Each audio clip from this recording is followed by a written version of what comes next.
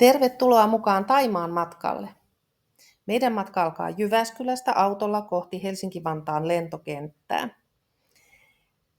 Siellä siirrytään Finnairin lentokoneeseen ja matka-aika näyttää 11,5 tuntia. Edessä on kyllä aikamoinen istuminen, mutta onneksi sentään sitten on hieman katseltavaakin ikkunoista. Maisemat on välillä tosi ihanat.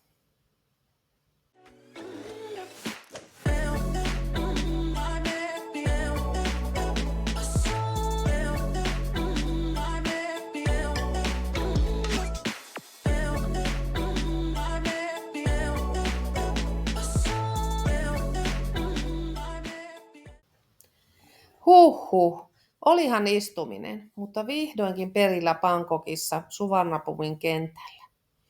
Mutta ei se tähän lopu.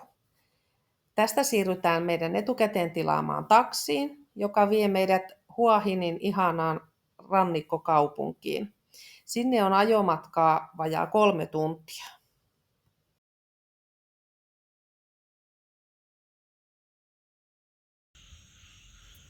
Yön pimeydessä rättiväsyneinä saavumme vihdoinkin Hua Hinin talolle, jonka olemme vuokranneet. Pihapiiri vaikuttaa todella viihtyisältä. Kuunnellaanpas vähän näitä ihania luonnon ääniä.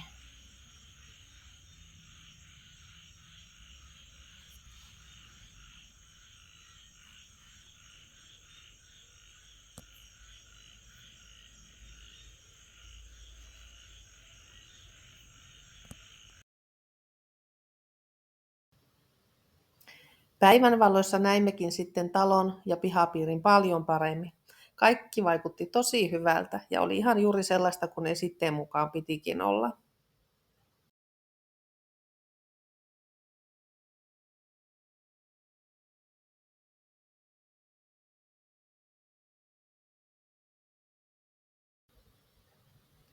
Talo oli tosi kiva ja iso ja oikein sopiva meidän 9 hengen porukalle. Puutarhassa oli vaikka mitä nähtävää, monenlaisia kukkia ja jopa papajoita kasvoi puussa.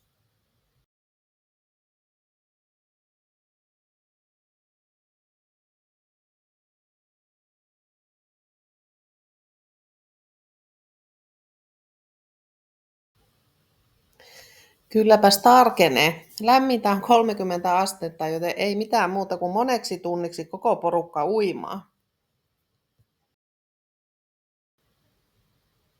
Täällä päin heinäsirkatkin on tosi isoja, mutta onneksi niitä nyt ei hirveän montaa kertaa näkynyt. Emme halunneet lomalla vuokrata autoa omaan käyttöön, vaan näin isolla porukalla tuttukin vuokraaminen tuli kyllä todella halvaksi ja oli sitä paitsi aika hauskaa ja erilaista kulkea sillä aina ostoksille. Edellisestä Hua Hinin vierailusta onkin ehtinyt kulua jo 25 vuotta, joten onkin tosi kiva, että täällä on moderneja nykyaikaisia ostoskeskuksia, joissa on aika hyvät ruokaosastot ja valinnan varaa on vaikka kuinka paljon. Blue Point on oikein nykyaikainen ostoskeskus ja siellä on tosi paljon nähtävää.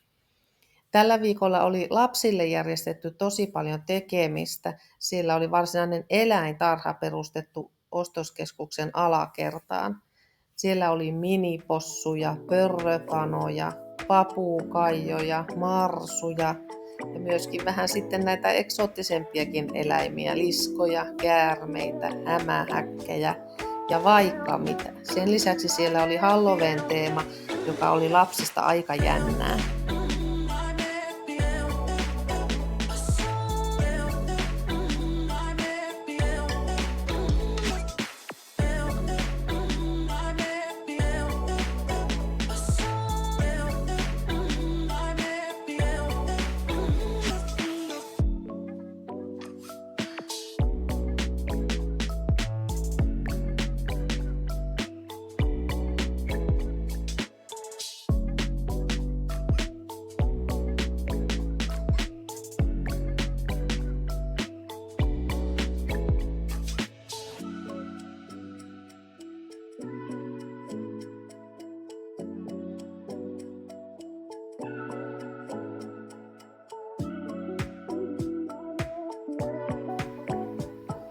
Yksi lapsi meinasi hukkua ostoskeskuksessa, mutta löytyihän se lopulta. Ja sen jälkeen suunnattiinkin katsomaan edellistä hotellia, missä oltiin vierailtu 25 vuotta sitten. Kyllä se vielä siellä paikallaan oli, ihan yhtä sellaisena kuin muistimmekin. Sen jälkeen suunnattiin hieman kävelylle ja löydettiin aika kiva tori, missä oli tosi paljon kaikenlaista nähtävää.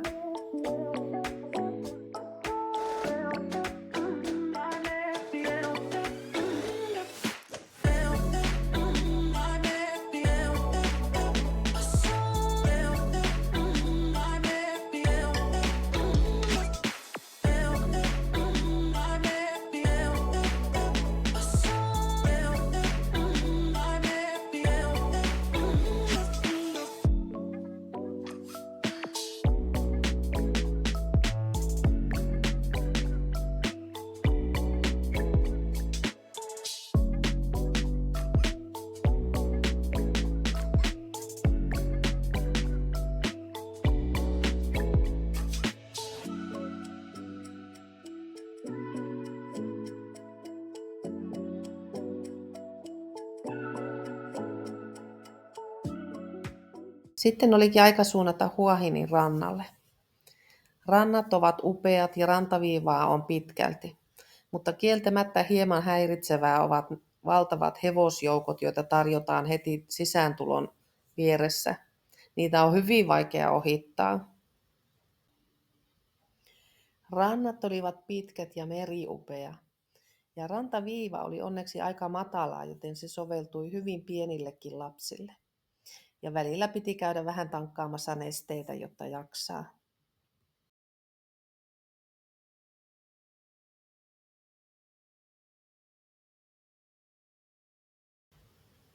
Uiminen ja aalloissa pomppiminen oli lapsista tosi hauskaa. Lapsia ei meinannut millään saada merestä pois.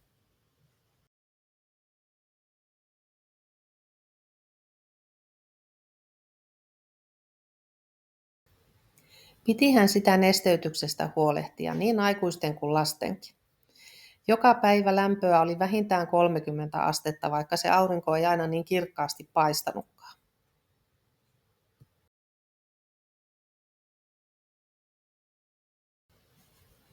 Mutta kyllä näitä näkymiä ja näin upeita rantoja katselisi pitempäänkin. Vai mitä olette mieltä?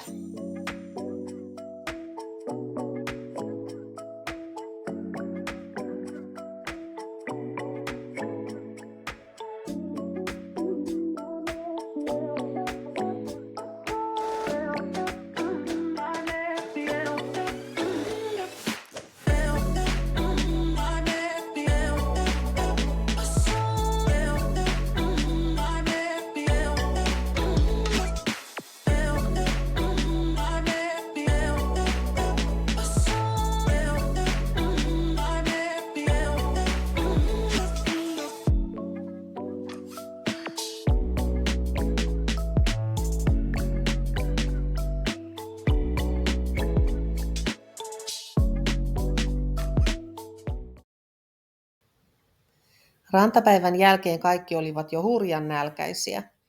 Päätimme kävellä lyhyen matkan satamaan, jossa oli paikallisia kalaravintoloita, jotka tarjosivat erilaisia merenherkkuja.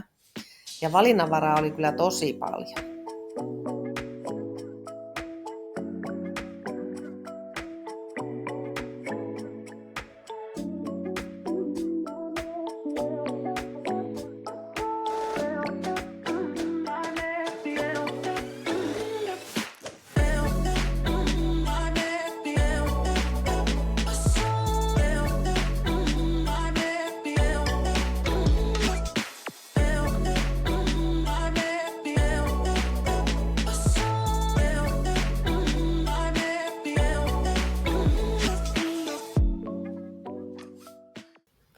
Päätimme testata paikallista kahvilaa, jonka valikoima osoittautui yllättävän monipuoliseksi. Siellä oli niin suolaista kuin makeakin tarjolla, ja varsinkin pikkuväelle se makea maistui kyllä tosi hyvin. Ja sitten takaisin todella kaoottiseen liikenteeseen. Tällä saa olla kyllä aika tarkkana, ettei jää auton tai mopojen alle. Onneksi sivuteille päästyämmekin liikenne oli huomattavasti vähäisempää. Ehdittiin nauttia hieman maisemistakin. Ja sitten takaisin uima-altaalle uimaan, vaikkei aurinko oikein paistanutkaan. Mutta yöt, mikä meiltä löytyi uima-altaasta. Mysteeriksi jäi, mikähän tämäkin oli.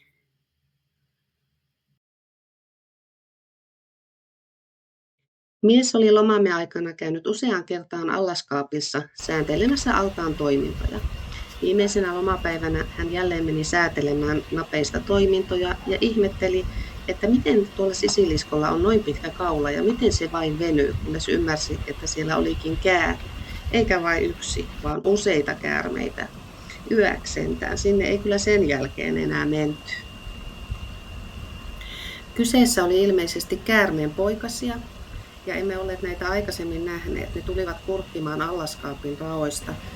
Ja onneksi niitä ei ollut sentään uima-altaasta löytynyt, kun uima-altaaseenkin allaskaapista oli matkaa vain 1,5 metriä. Mysteeriksi myöskin nämä jäivät, olivatko vaarallisia vai ei.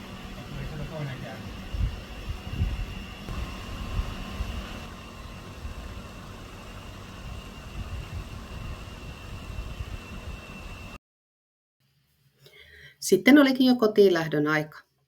Reilu 3 tunnin ajomatka takaisin Suvarnabhumin lentokentälle. Onneksi meillä olikin sitten hieman tavallista parempi paluulento.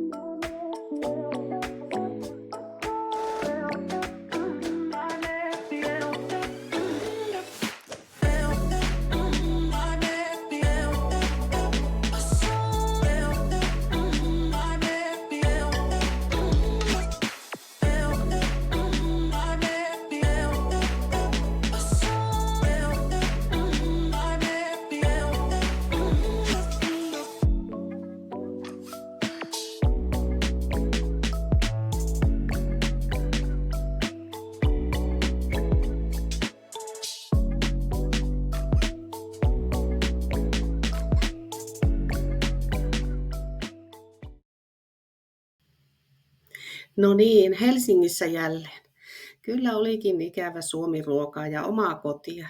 Vielä olisi kuitenkin reilu 3 tunnin ajomatka Keski-Suomeen.